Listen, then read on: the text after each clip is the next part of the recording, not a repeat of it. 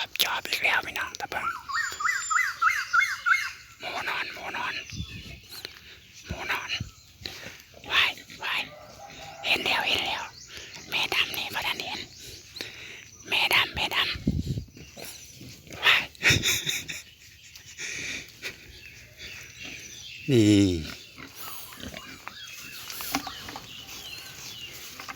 เพิ่นบ่ห้องเด้อพี่น้องปกตินี่วายไปเห็นหมูไทยบ้านเพิ่นเลี้ยงนี่จะให้กินไอ้กากปลาพี่น้องเดี๋ยวให้กินเลยเดี๋ยวนี่อยู่นี่กินไหมขายชานได้ล่ะกากปลาที่เคี่ยวเอาน้ำออกนะให้เขากินไปก่อนเดี๋ยวหลบไปโอ้หมาพอหมากินปลาเหมือนกันหลบหมาก็ได้หมาก็กินปลาดีกันเนี่ยพี่น้องแต่ว่าให้กินแหน่อยู่สงสารก็มาต่างมากินไปนี่แหละบ่ทิมกากปลามันก็จะมีไนอยู่นี่แหละ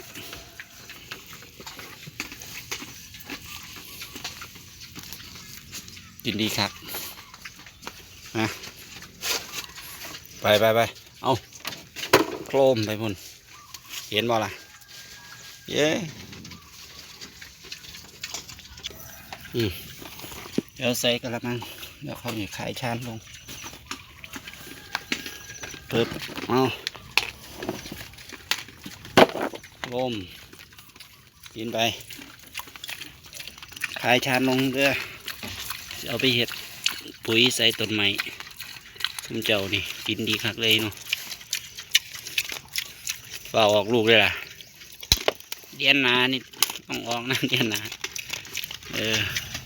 ประมาณเดือนพฤษภาพี่น้องบ่เกินสิ้นเดือนพฤษภาดอกออกแค่เพราะว่าทับประมาณนั้นทับประมาณ26 27 มกราเมียดำนี่โอ้ยเบิดแต่มากเท่านี้แล้ว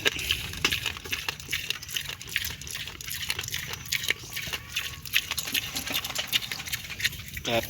กากมันกับผสมมาอยู่ตรงนี้ผสมไว้กินตอนค่ำ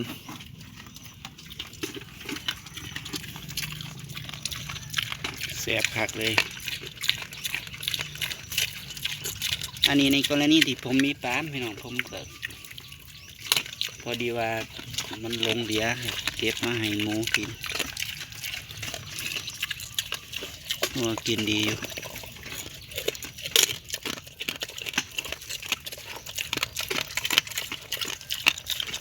โอ้เสียงเขียว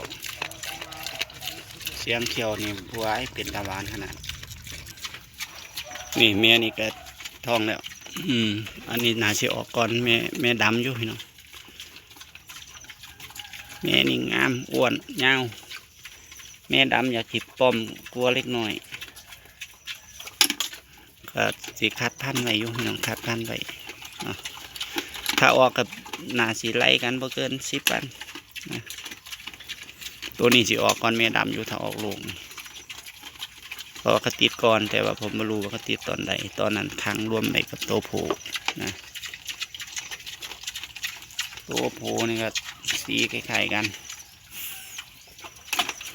กับแปลกก็คือ1เลี้ยงง่ายบ่ห้อง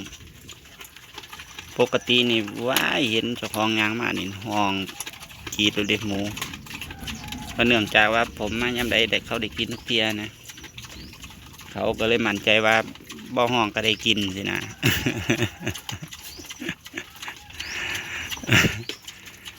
แต่สมมติว่าได้ยินเสียงนี่บ่ยางเข้ามานี่ห้องเลยได้ยินเสียงอยู่ใกล้ๆนี่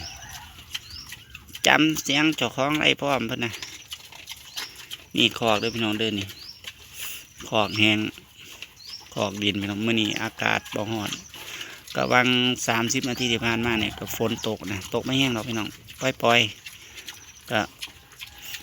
บ่ร้อนมื้อนี้เพิ่นเนี่ยนอนตอนผมย่างมาตอนต้นคลิปนะผมก็ย่างค่อยๆย่างมาเพิ่นนอนอยู่สินะผมให้กินแบบเรียกว่าบุฟเฟ่เลยบางวันแล้วแต่เจ้าจะกินนะ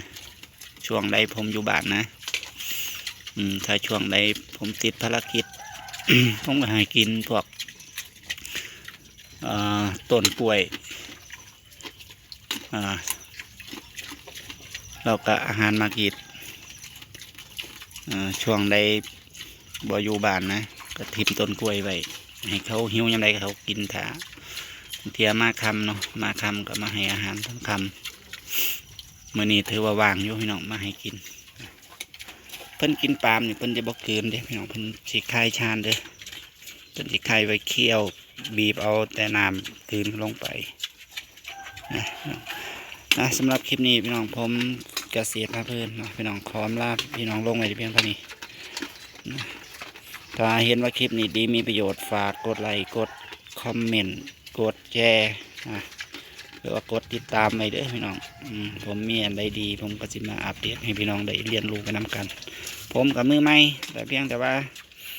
อันใดที่มันไก่มือไก่โตให้มันกินไปใช่ไหม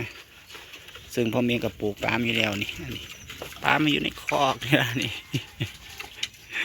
พูนสวนใหญ่อยู่พุ่นฝากต้นมันไปนี่ปาล์มน้ำมันเก็ดคอกอยู่ไตนี่เลยซอยซับกินได้เป็นอย่างดีนะพี่น้องสำหรับวันนี้บายบายพบกันใหม่ในคลิปหน้าครับผม